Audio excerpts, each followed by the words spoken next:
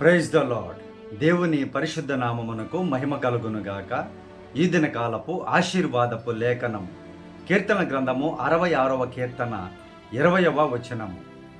దేవుడు నా ప్రార్థనను త్రోసివేయలేదు, నా యొద్ద నుండి తన కృపను తొలగింపలేదు, ఆయన సన్నుతింపబడునుగాక.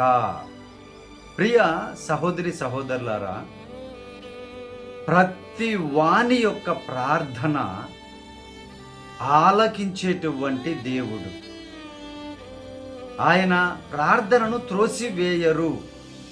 ఎప్పుడు త్రోసివేయరు అని అంటే 66వ కీర్తన పైన 2 వచనాలు మీరు 18, 19 చదివితే ప్రియ దేవుని బిడ్డలారా, నీ హృదయములో పాపమును లక్ష్యము చెయ్యనప్పుడు, నువ్వు పాపమును లక్ష్యము చేస్తూ ప్రార్థన చేస్తూ ఉన్నట్లయితే నీ ప్రార్థన త్రోసివేయబడుతుంది. ప్రార్థన త్రోసివేయబడము అనంటే ఆయన కృపలో నుండి నీవు తొలగిపోతున్నావు అని అర్థం. ప్రియ దేవుని బిడ్డలారా, ప్రభువు ఈ వాగ్దానం ద్వారా మనకు తెలియపరుస్తున్నటువంటి విషయం ఏంటంటే, పాపమును లక్ష్యము చేయక పరిశుద్ధుడైన యేసు ప్రభు వారిని, ఆయన వాక్యమును, ఆయన ఆజ్ఞలను లక్ష్యము చేసినట్లయితే నీ ప్రార్థన ఎప్పుడూ కూడా త్రోసివేయబడదు. నీ ప్రార్థన ఆలకిస్తారు. ఆయన కృపలో నుండి నీవు తొలగిపోవు. ఎప్పుడు ఆయనకు సన్నుతి, ఆయనకు స్తుతి, ఆయనకు ఆరాధన నీ ద్వారా చెందుతుంది. ప్రియమైనటువంటి దేవుని బిడ్డలారా, ఇంత గొప్ప ఆశీర్వాదపు వచనమును దేవుడు తెలియపరుస్తూ ఉన్నారు.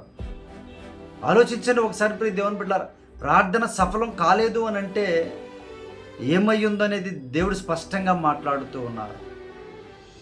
ఆయన త్రోసివేడు ఏ ప్రార్థన కూడా. అయితే పాపము నీ జీవితంలో, నీ చూపుల్లో, నీ తలంపుల్లో, నీ ఆలోచనలో ఎక్కడైనా పాపమును లక్ష్యము చేసినట్లయితే మాత్రము నీవు ఖచ్చితముగా నీవు త్రోసివేయబడతావు అని దేవుడు మాట్లాడుతూ ఉన్నారు.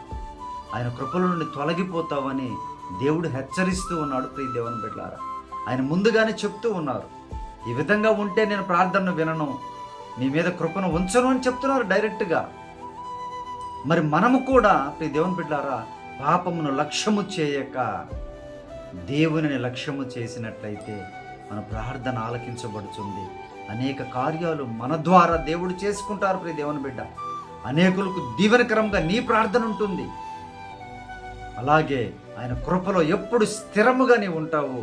ఆయన నామము సన్నుతించబడుతుంది, స్తుతించబడుతుంది నీ ద్వారా. ప్రేమినటువంటి దేవుని బిడ్డలారా, ఇప్పటి వరకు ఈ వాగ్దానం చూస్తున్నటువంటి నీ జీవితంలో నా ప్రార్థన వినడం లేదేమో, నా ప్రార్థనకు ప్రతిఫలములు దొరకడం లేదేమో అని ఒకవేళ నువ్వు బాధపడుతూ ఉంటే ఈ రకంగా కూడా నీవు ఆలోచించు. ప్రియ దేవుని బిడ్డ, ఏ విషయమై నువ్వు లక్ష్యం చేస్తూ ఉన్నావో, ఒకవేళ అది తప్పేమో, అది దేవునికి ఇష్టం లేదేమో, దాని యందు నీ లక్ష్యాన్ని విడిచిపెట్టి ప్రభు మీద లక్ష్యాన్ని ఉంచు. ఆయన కృపలో నిన్ను వర్ధిల్లింప చేస్తాను అని, సమస్త కార్యాలను సఫలపరుస్తాను అని, నీ ప్రార్థన వినడం తోడనే ఆయన సమాధానాన్ని ఇస్తాడు. దేవుని బిడ్డ, ఇంకా ముందుకు వెళ్ళినట్లయితే అడ్వాన్స్గా నువ్వు ప్రార్థన నీ నోటో నుంచి దేవునికి విన్నపించక ముందే నీ కార్యాన్ని చేస్తారంట ఆయన. ప్రియ దేవుని బిడ్డ, అనేక మంది భక్తుల జీవితాలు ఆ విధంగా జరిగి ఉన్నాయి. కాబట్టి ప్రియ దేవుని బిడ్డలారా, ధైర్యముగా ఉండండి. పరిశుద్ధమైన దాని మీదే లక్ష్యం ఉంచండి, మంచి దాని మీదే లక్ష్యం ఉంచండి, దేవుని మీదే లక్ష్యం ఉంచండి. మీ ప్రార్థన ఆలకించబడుతుంది. దేవుడు అద్భుత కార్యాలు చేస్తారు. దేవుడి లేఖనంను మీ జీవితంలో నెరవేర్చబడినట్లుగా ప్రార్థన. పరిశుద్ధుడా, మా ప్రియ పరలోకపు తండ్రి, అయ్యా మీ బిడ్డలు ప్రభువా పరిశుద్ధుడా ప్రార్థన వినడం లేదని బాధపడుతున్నారేమో, మీరు సహాయం చేయండి అయ్యా. పాపమును లక్ష్యము చేయనటువంటి మనస్సును మీ బిడ్డలకు అనుగ్రహించి ఆశీర్వదించండి. మరి ప్రార్థనను నాయన త్రోసివేయకుండా, మీ కృపలో నుంచి దూరపరచకుండా అయ్యా మీరే మహిమ పొందండి నాయన. బిడ్డలను కృపలో వర్ధిల్లింప చేయండి ప్రభువా.